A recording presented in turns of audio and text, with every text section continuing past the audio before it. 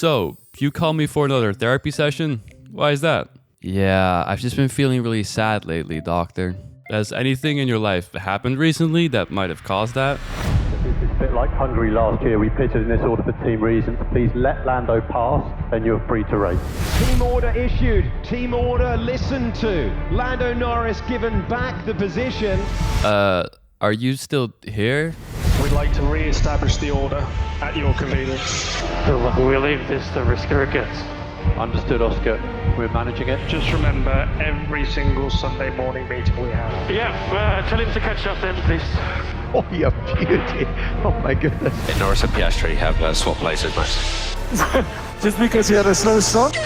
McLaren F1 team is doing a phenomenal job at managing their two number one drivers, and they're totally not upsetting the entire F1 community with how they're doing so. It's always really hard when a team has two exceptional drivers in their cars, and that's obviously going to cause some awkward moments. But damn, are McLaren pulling the most unnecessary moves we've seen in a long ass time. When they first mentioned papaya rules, I thought it just meant they could go racing fairly at all times, but that's clearly not what it says in their rulebook. So let's make the papaya rules rulebook today, so we can see for ourselves what it means to be a championship contender as a McLaren F1 driver.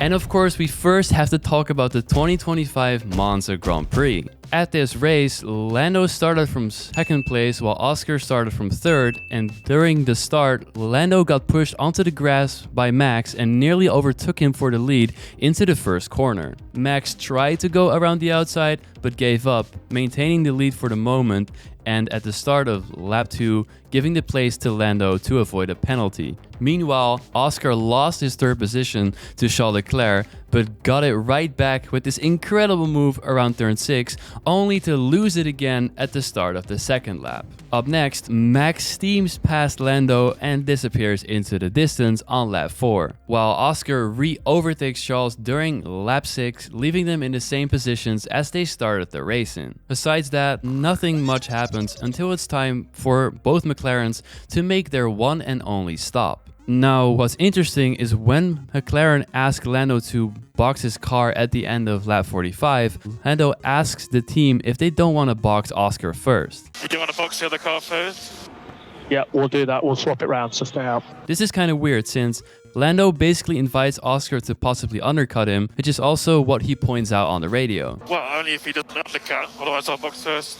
There will be no undercut. I guess we can add to the rulebook that the team must pit in the opposite order of what makes sense, because for some reason they really love to do that. The team assures Lando that there will be no undercut whatsoever, so Oscar comes into the pits, has a smooth stop, and comes back out in third place. And now it's time for things to get spicy. Lando Norris comes into the pits at the end of lap 46 and does not have a normal pit stop, but instead it takes 5.9 seconds to get him back out again, with the front left not being attached properly. It's also quite funny that this pit crew member had to tap the jackman to tell him that the tire wasn't attached properly yet, but hey, shit happens and it's a part of motor racing, right? Now, what does this mean for Oscar Piastri? He comes steaming down the straight and overtakes Lando right as this beautifully timed radio message is playing. You are free with Lando once he's ahead of the exit.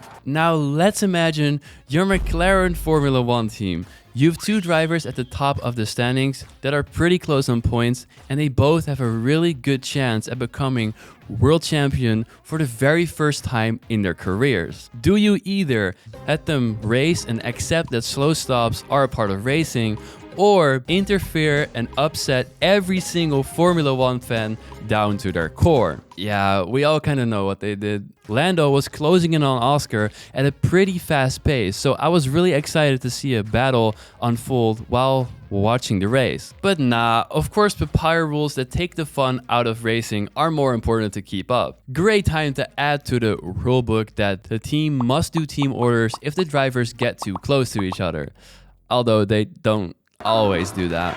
Oscar's engineer comes onto the radio and literally has to refer to another time that the team messed up to make his point. Oscar, this is a bit like Hungary last year. We pitted in this order for team reasons. Please let Lando pass, then you're free to race. It's also so vague to say you pitted for team reasons. Like, what does that even mean? Either way, I love the way that Oscar comes back on the radio. We said that a slow pit stop was part of racing, so I don't really get what's changed here. But he does listen to the team and lets Lando past. He even says that they've talked about pit stops being a part of racing, and McLaren still ask him to swap the cars, even though they've spoken about it.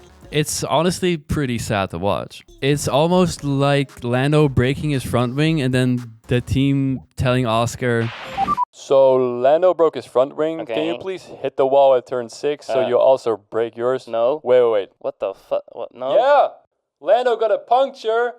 Yep, I'll go ask him. So Lando got a puncture on his right rear. Okay, Can you so- drive over the debris on the main straight, hit that tire to equal the playing field? What the? No. Sorry, wait, I'm not wait. gonna do that. What? He's out of the race? Okay. So, Oscar, Lando went straight into the wall at turn 2. Can you do the same, please? What? You know, Man. papaya rules, right? Fuck. I can't help but to feel sorry for Oscar. To be in the middle of a title fight and to have to give up 3 points purely because your own team made a mistake with the other driver is just really unfair to him. Imagine if we're into the few final races of the season and something similar happens again. Do you really expect either of them to give up their position because of a team mistake by that point? And you just know you're doing something wrong as a team when full-time Twitch streamer Maximilian Verstappen comes onto the radio to comment about the whole thing while he's driving his own race. Norris and Piastri have swapped places, Max. Just because he had a slow start? It's not our business, but I guess it keeps it fair between the drivers in terms of championship. I think we all know what Max would have done in this scenario, and it would have been really fun to watch. Heck, he even said it himself. Wenn du in der Haut vom Oscar gesteckt hättest. Hatte ich das nicht gemacht. After the race, both Oscar and Lando called it a fair decision because Lando lost the place to no fault of his own. So apparently, this is just another Sunday at McLaren. Considering all this, a rule that should definitely be part of the papaya rules is if the team causes one driver inconvenience and the other driver gains from it, they have to pay for it. Now, all of this really made me wonder, is this a classic McLaren thing to do? Have weirdly timed team orders happened with the team in the past, or are they only getting into struggles this season? Well, it's time to go back in time to the 1998 Australian Grand Prix. A very important detail about this race weekend was that it was the opening race of the season, so there was no better or worse driver established yet in a team that would deserve to get team orders for any reason at all. At least that's what you would think. During this race weekend, McLaren drivers Mika Häkkinen and David Coulthard were miles ahead of the other teams in terms of pace, and they easily qualified in first and second for the race. They also lapped every single other car during the race, really showcasing how much they dunked on everyone else that weekend. Mika maintained the lead of the race in the first turn and cruised off into the distance together with his teammate. Now, apparently the drivers had made a deal way before the race even started, saying that whoever was leading out of turn 1 would deserve to win the race if it would come down to it. Which is quite a strange agreement to make considering it's the very first race of the season. Like literally every single being that was watching that race wanted to see the two McLarens fight each other, but they already knew they were never going to do that. The drivers said they made the agreement due to reliability concerns, which I guess is fair because of the amount of cars that did not finish that race at all. Now, Mika was leading comfortably ahead of David for a majority of the race, until during lap 36, the team told him some information on the radio, which he understood as come into the pits, and so he did, while the team was not ready for him whatsoever. He drove straight through the pit lane without serving a stop, and he lost the lead to David. With 16 laps left in the race, he had a lead over Mika of 12 seconds, but because of the agreement they had made beforehand, David slowed down over time and let Mika past him on lap 56. letting him take the win that day. The funny part is that based on more recent events, you would expect McLaren to ask him to give the place back. But no, in this case, the team had nothing to do with it at all. What should have been a glorious day for McLaren with the result they just had turned into a bad one. As soon as people found out about their agreement, a lot of backlash unfolded because it was anything but usual at the time to do team orders at all. Based on this, we can add another rule to the rulebook, which is that McLaren love to make the decision that upsets the most fans, regardless of which team you're rooting for. I have to cut McLaren some slack though, because they don't always use team orders in the wrong way. Sometimes it sort of makes sense. During the 2024 Sao Paulo sprint race, Oscar Piastri was starting in first with Lando alongside him in second place. At the start, he maintained the lead and did for the rest of the sprint as well, with Lando always running close behind him. On lap 22 out of 24, the team come onto the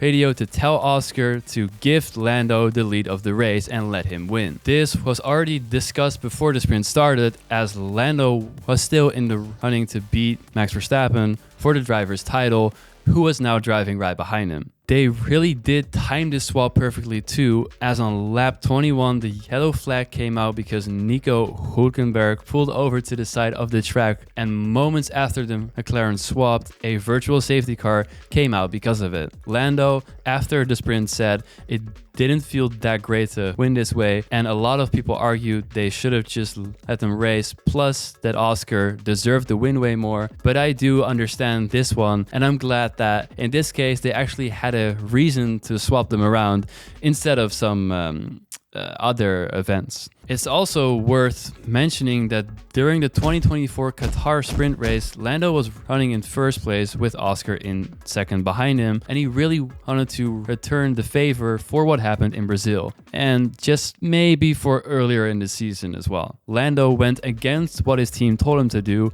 which is finish in the current order, and at the very final corner of the sprint, let Oscar pass him to take the victory. Finish in this order, we're happy.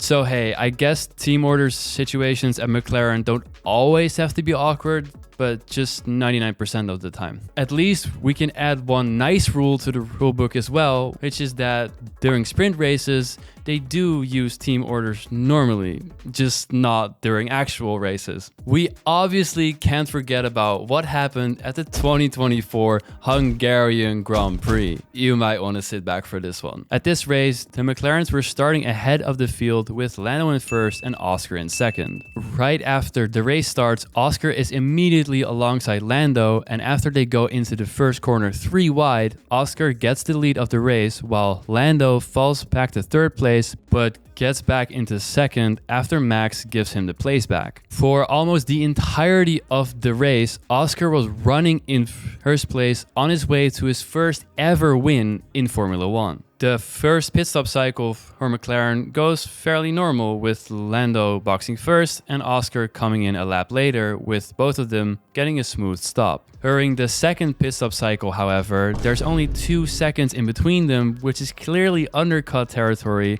and the team decide to box Lando first. According to Oscar's engineer, they pitted Lando first to cover off Hamilton, but there was barely any risk at all because when he comes out of the pits, he's a comfortable 5 seconds ahead of him. 2 laps after Lando's stop, Oscar comes into the pits as well, and when he comes out, Lando drives right past him to overtake him for the net lead of the race, which is basically all fabricated by what the team decided to do. And what follows next is one of the biggest clown shows of back and forth on the radio that goes on for ages, getting more and more awkward by the lap. First up, McLaren tell Oscar to not worry about Lando. They will manage it, which obviously goes extremely well. You will be a couple of seconds behind Lando. We will manage that. Bring the tyre in. Bring the tyre in. Don't worry about Lando. They come onto Lando's radio to ask him to re-establish the order and let Oscar by, which Lando just ignores. We'd like to re-establish the order at your convenience. A few laps later, they even ask him for a radio check, as he hasn't been saying a word ever since that message, and he responds to that in the most nonchalant tone ever. And Lando, radio check, please. Yes, loud and clear. The team tell Oscar to close up to Lando and that whenever he does, they will swap positions. Once you get to Lando, we will swap position, but we want to avoid Lando having to give up a lot of race time. I don't know what risk they're seeing. He's running in first place. Hamilton is 5 seconds behind Oscar, having his own race, so that sounds a lot more like a weak excuse. Meanwhile, Norris is pumping in faster laps and increasing his pace, doing anything but letting Oscar get close to give the place back. A little bit later, Lando's engineer reminds him that they want to let Oscar by, which he now finally responds to with honestly quite a good point. We need you to save more tyres, please, and we do want to let Oscar through. We should have boxed him first then, surely, no? Doesn't matter.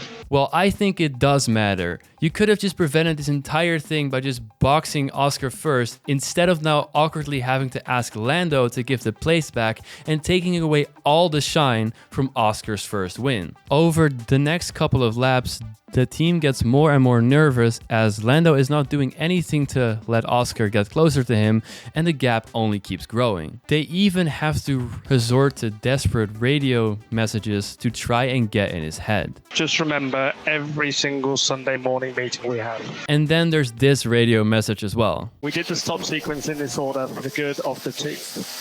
Every Yeah, I'm joint fighting for meeting we have. championship. Are you sure you're talking about the same team here? Because this sequence has done the team no good at all, and there was no reason whatsoever to try to cover off anyone either. With only 5 laps to go, the gap is up to 6 seconds now, and for the longest time, it really seemed that Lando was going to walk away with Oscar's first win. After 20 laps of childish radio messages that I won't bore you with, since there's just way too many of them, Lando finally slows down on the main straight and gives the place back to Oscar, who crosses the line in first place to win for the very first time in Formula 1 in the most underwhelming way possible. If there's any way to take away everything that feels good about getting your first win in this sport, McLaren have succeeded perfectly at doing that for him. The amount of times that this guy has had to be on the wrong side of team order scenarios, just like this one, is honestly quite sad. Lando definitely didn't handle this in the best way either, but I can somewhat understand that he was thinking of his own championship that year and thought that the team wanted him to win with the choice to box him first. I really hope that McLaren won't be interfering anymore during this season, which is highly unlikely, especially with the rulebook that they have. Follow me on Twitter, add me on Duolingo, and let's hope that McLaren treat their drivers well. Probably not.